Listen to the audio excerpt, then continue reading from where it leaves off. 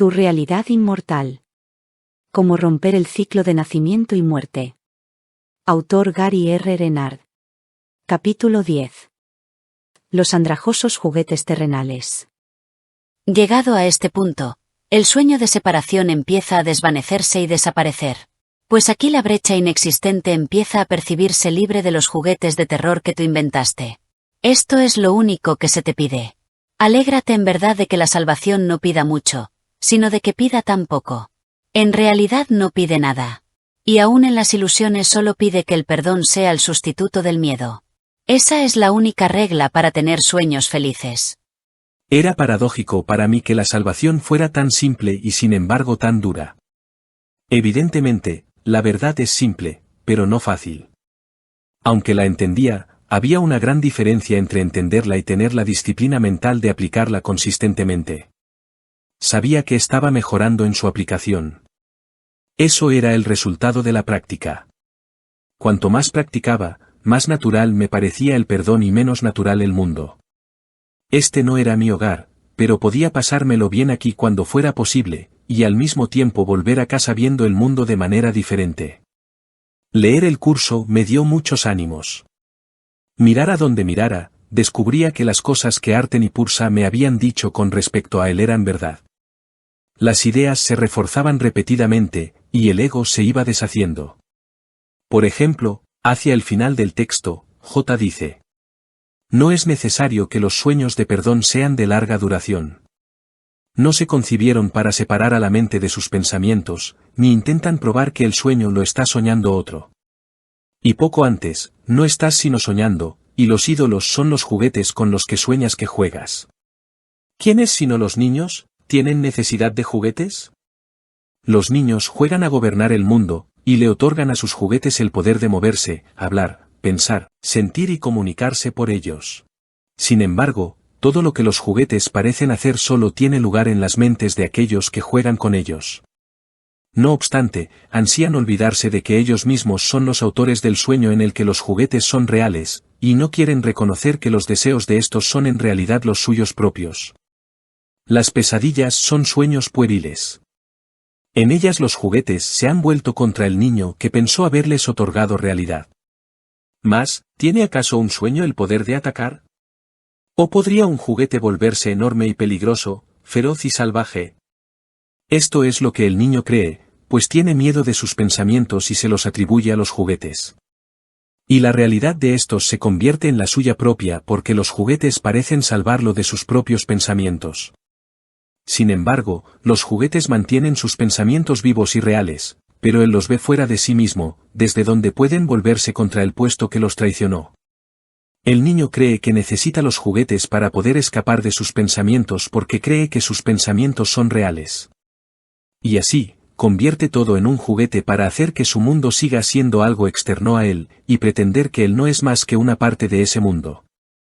Llega un momento en que la infancia debería dejarse atrás para siempre. No sigas aferrándote a los juguetes de la infancia. Deséchalos, pues ya no tienes necesidad de ellos.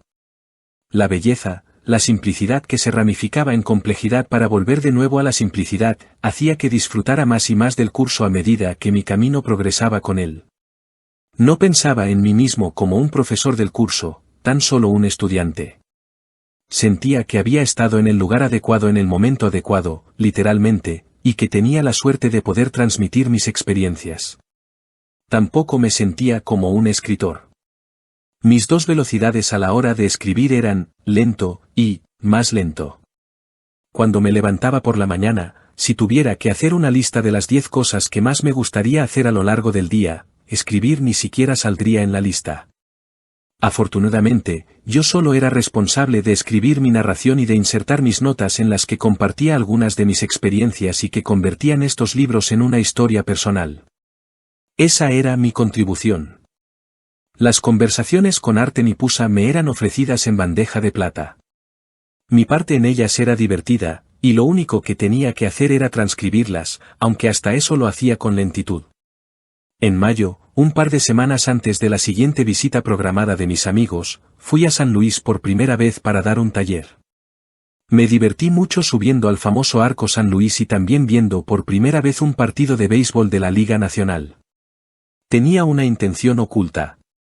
Este era el estadio en el que los Red Sox habían ganado las series mundiales, y yo quería verlo antes de que fuera demolido y reemplazado por otro estadio al final de la temporada. Hacía un día precioso, y la multitud estaba encantada con la victoria de los Cardenales, que habían conseguido 11 carreras en la primera entrada.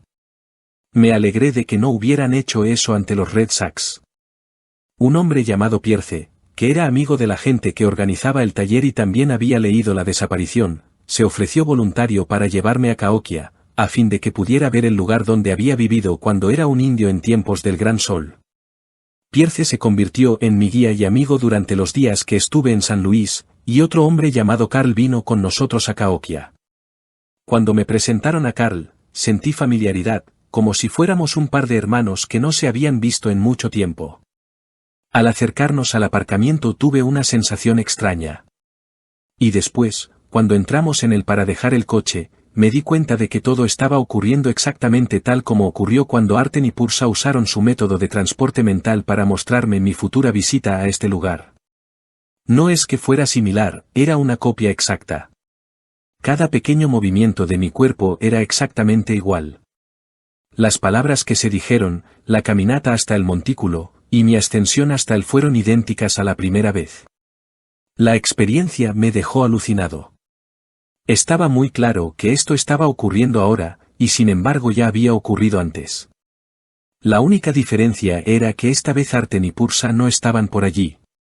En lo alto del montículo, tuve exactamente la misma visión de Cahokia que experimenté durante la visita en que fui transportado mentalmente. E incluso, durante los pocos segundos que duró la visión, miré exactamente en la misma dirección, sintiendo que la casa de Gran Sol estaba allí, en el montículo, aunque yo no estaba mirando en esa dirección.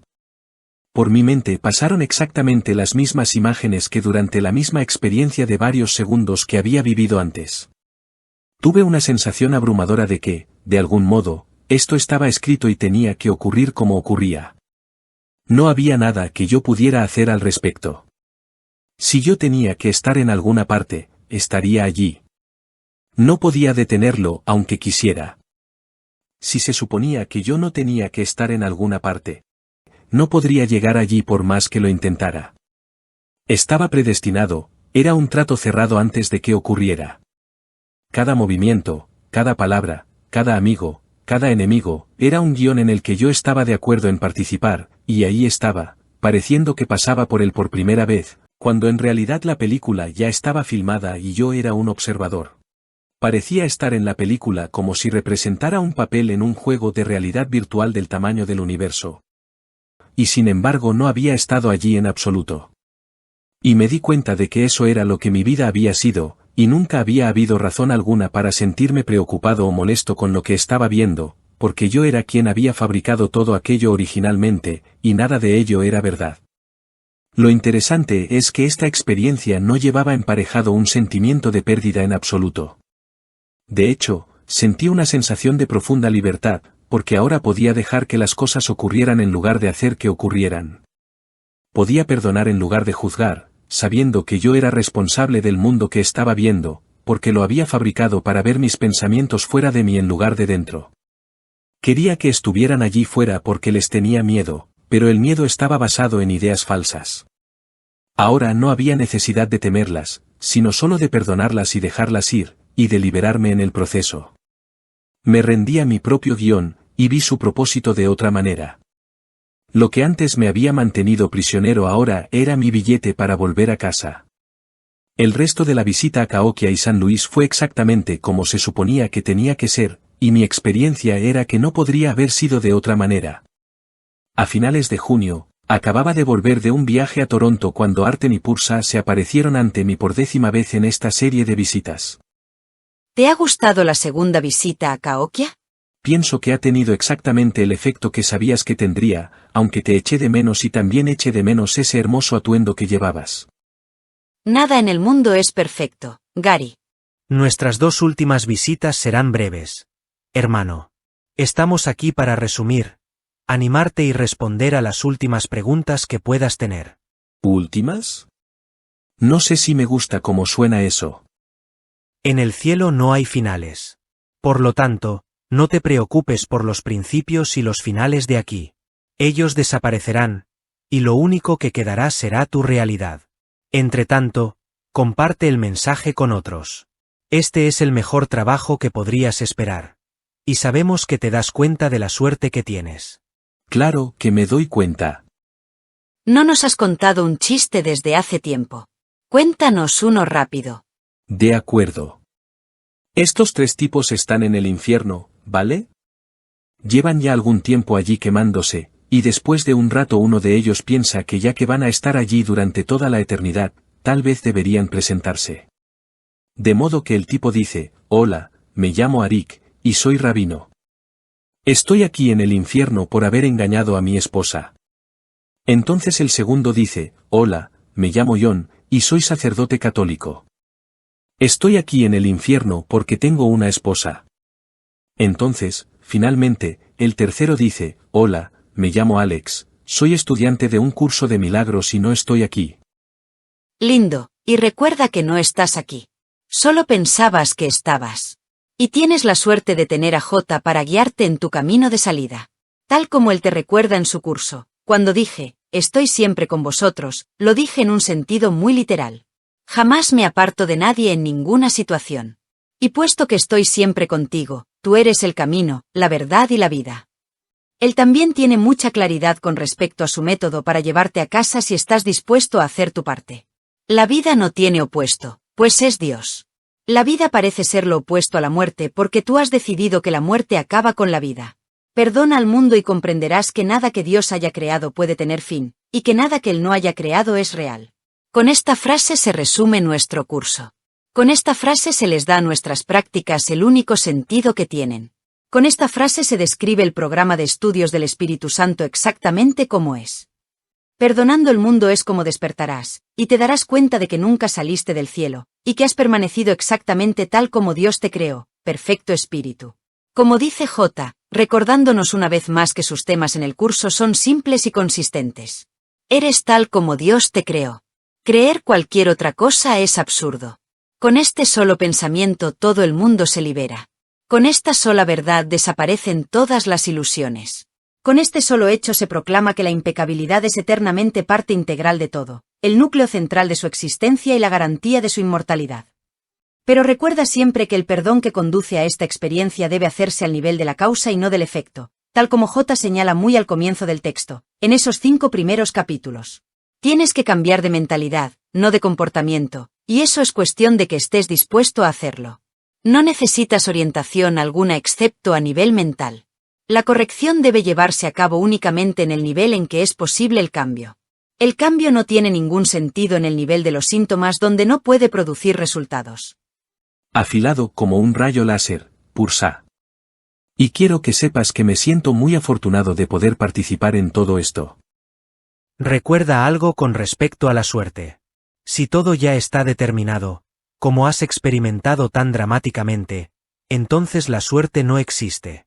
Sí, en el mundo habrá momentos en los que parecerá que tienes suerte o que no la tienes, pero eso solo es dualidad.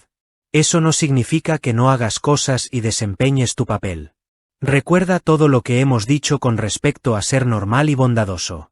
Y mientras lo estás haciendo, lo importante es que ahora te enfoques en la causa y no en el efecto. Ese es un cambio que nadie puede ver, pero es el mayor cambio del universo, y el único que importa. Y hablando de hacer cosas y de desempeñar tu parte, he notado que hay un alto porcentaje de hombres entre los asistentes a tus talleres. Nota, en Toronto, el organizador del evento me dijo que generalmente a los eventos solían acudir un 85% de mujeres, lo cual ha sido lo normal en la comunidad espiritual durante años.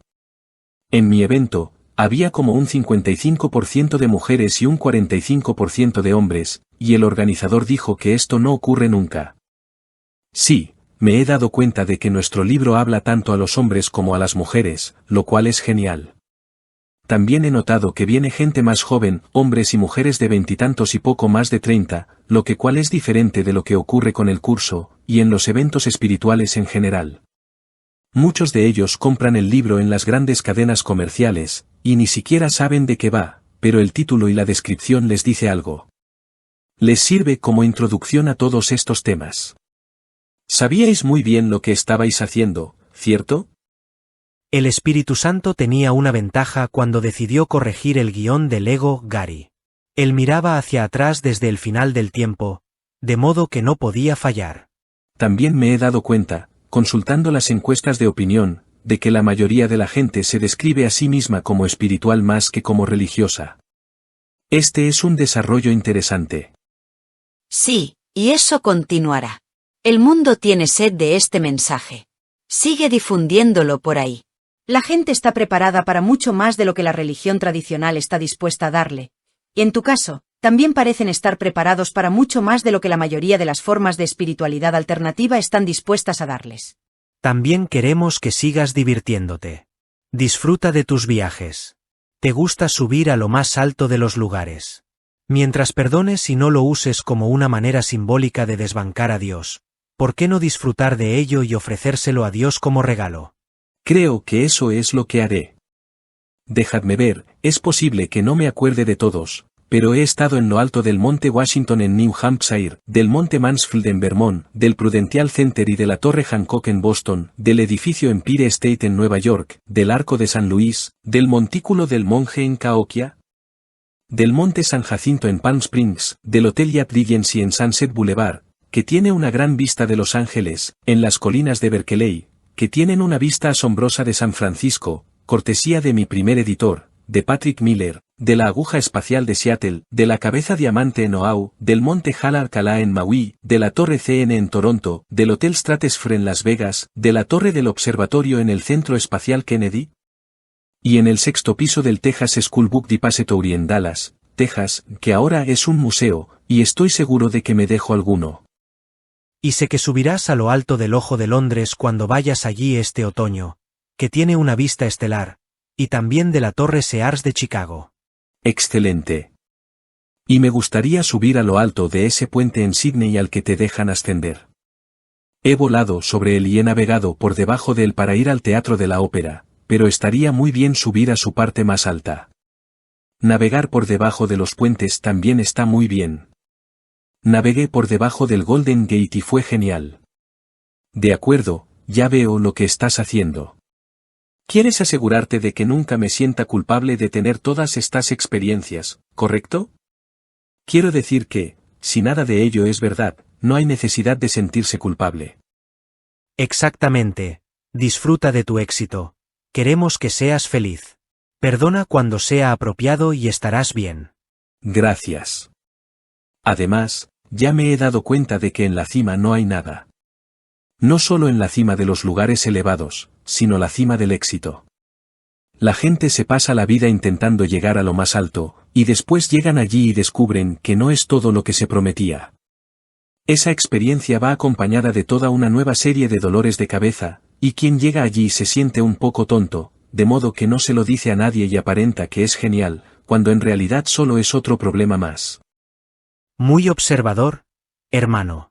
Por supuesto, si dices eso a la gente, seguirán queriendo descubrirlo por sí mismos. Es como decir que el dinero no da la felicidad. Aún así, la gente quiere tenerlo y asegurarse. Es decir, hasta que estén dispuestos a dejar atrás todo el sistema. Yo sé que el dinero no compra la felicidad, pero me comprará un gran barco, y así podré flotar hasta ella. Es broma. Además, después de haber visto por lo que pasaron mis padres, si pudiera elegir el regalo más práctico e importante en la ilusión, sería la salud, no el dinero. Sí, y tú has sido muy afortunado en ese sentido. Disfrutas de una salud excelente y pareces muy joven. Siguiendo en esta línea, recuerda que todo lo que brilla en el sueño es temporal. Por más que te atraiga algo, su naturaleza transitoria es tristemente pálida en comparación con la gloriosa permanencia del cielo. Vea por lo real en lugar de quedarte con el mundo falso, y estarás tomando la más sabia de las decisiones.